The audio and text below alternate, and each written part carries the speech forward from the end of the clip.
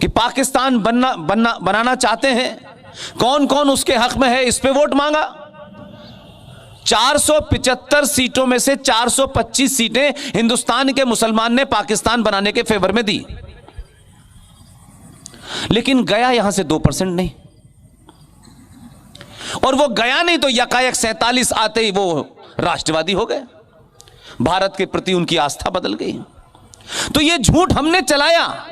उनका एजेंडा कल भी क्लियर था, उनका एजेंडा 1400 साल पहले भी क्लियर था। उन्होंने कोई कंफ्यूजन नहीं रखा। कंफ्यूजन आपके अंदर है, आप उस कंफ्यूजन में रहना चाहते हैं तो रहिए, लेकिन राष्ट्र को गिरवी मत रखिए। जिनको सत्ताओं पे बैठना है बैठे, जिनको राजनीति करनी है करें, लेकिन देश और राष्ट्र में फर्क करना सीखिए। धर्म और मजहब में फर्क समझिए क्या है। यहां बड़े सारे बुद्धिजीवी बैठे होंगे। हम बार बार ये कहते हैं सारे धर्म बराबर हैं।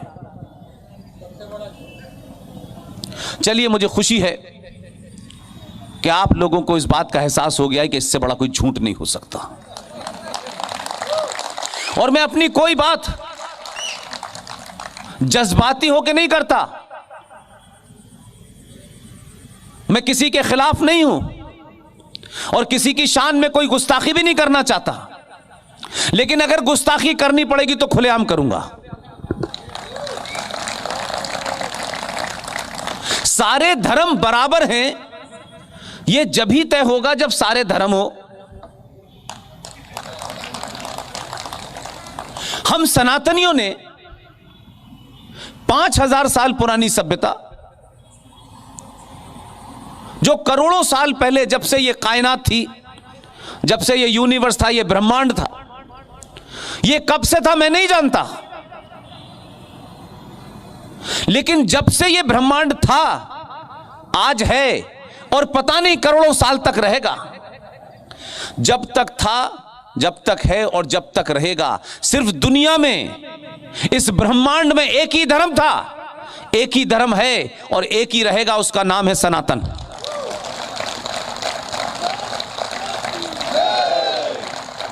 इसलिए धर्म सनातन है, बाकी सारे मजहब हैं या रिलीजन हैं।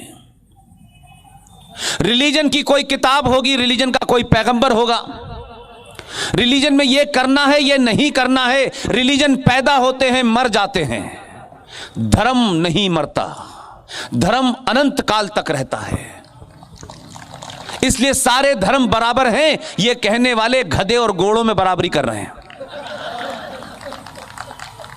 अकबर ने भी एक मजहब चलाया था, वो कहां गया, ढूंढ के लाइए। तो आप जब इस किस्म के नैरेटिव बनाते हैं तो आप गलत रास्ते पे, गलत मंजिल पे पहुंचते हैं।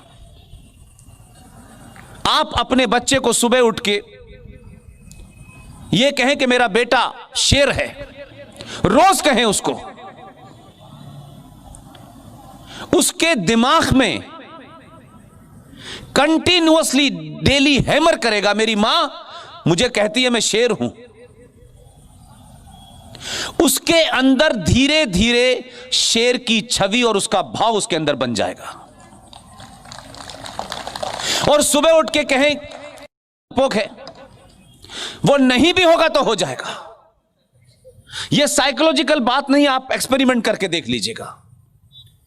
और इसका सिर्फ एक ही तरीका है कि अगर आपके घर में 2 अक्टूबर में जो पैदा हुए थे उन्हें हटा दीजिए, और जो 23 जनवरी को पैदा हुआ था उसकी तस्वीर लगा लीजिए।